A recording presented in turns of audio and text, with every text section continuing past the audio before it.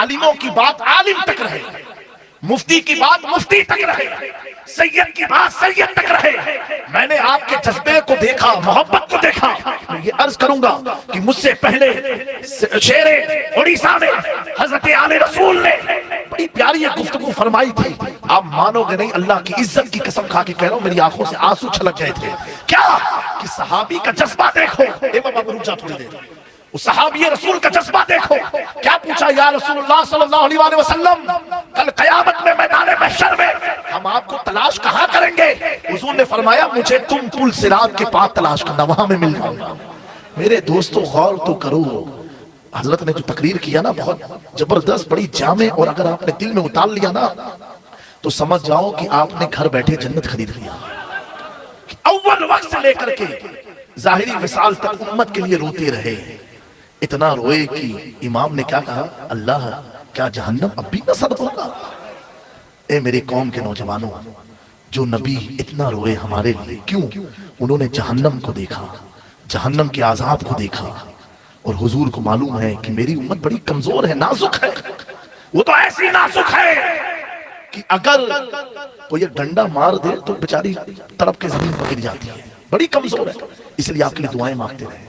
میرے پیاروں، میں آپ سے کہوں گا ہاتھ جوڑ کر کے سادات کا ادب کرو، علماء سے محبت کرو، مفتیان اسلام سے محبت کرو، لیکن ان ساری چیزوں کے ساتھ ساتھ اگر کوئی چیز آپ کو کام آئے گی تو آپ کی نماز کام آئے گی۔ آپ زندگی کیسے گزار رہے ہو یہ دیکھا جائے گا۔ آج 20 لاکھ بچیاں ہماری قوم کی خیروں کے ساتھ بھاگ گئی ہے، اس پر ہمیں منال و رونا ہونا چاہیے تھا۔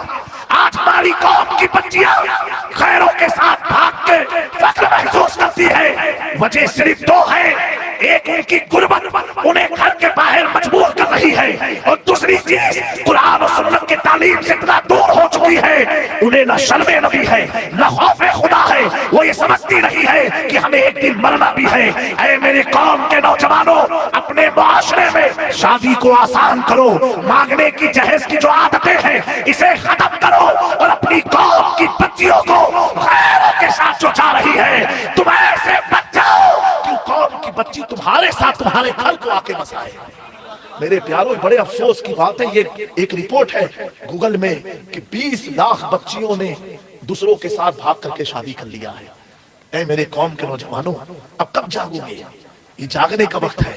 ابھی ہم نے گاڑی میں ایک بات ہوئی، ان بزرگوں کا کرم ہے کہ آج سنیت پھل پھولی ہوئی ہے، لیکن میرے دوستو پھر سنیت خون مانگ رہی ہے۔ کون سا خون؟ وہ محبت کا خون جس سے حضور کے پیغام کو عام کیا جائے، ہم سنیت کو ایک کر دیا جائے۔ میرے پیاروں، آنے والا وقت بڑا نازک وقت ہے۔ اللہ تبارک و تعالی ہم سب کی جان، مال، ایمان اور عقیدے کی حفاظت فرمائے۔ اور دیکھیں، ہم کو واللہ بول رہے ہیں کچھ اڑیسہ کے بارے میں، میں بہت بار آیا ہوں اڑیسہ میں، لیکن مجھے کچھ یہاں پر کیا چکر ہے، کیا معاملہ ہے، مجھے کوئی چیز کا علم نہیں ہے، لیکن اتنا ضرور کہوں گا کہ اگر آل رسول کہیں پر کھڑے ہیں تو نبی کا خون ظلم کے خلاف ہمیشہ کھڑا رہے گا، ظالم کے خلاف ہمیشہ کھڑا رہے گا، اور جہاں نبی کی آل کھڑی رہے تو آنکھ بند کر کے آپ ان کی پیروی کرو، ان کی اقتدا کرو، کیونکہ پیارے آقا نے فرمایا اگر تمہارے ہاتھ بائی نخستم، تمہارے ہاتھ میں جب تک ان کا دامن رہے گا لن تدلوا، تم ہرگز گمراہ نہیں ہو سکتے ہو، اوروں کے دامن سے تم بھٹک سکتے ہو، سیدوں کے دامن سے تم بھٹک نہیں سکتے ہو۔ اتنی گارنٹی ہے، اتنی ذمہ داری ہے، اس لیے یہ میرے کہنے سے نہیں، یہ آمنہ کے لال کے فرمان کی روشنی میں عرض کیا ہوں۔ اللہ تبارک و تعالی ہم سب کی مصائب کو دور فرمائے اور ہم سب کو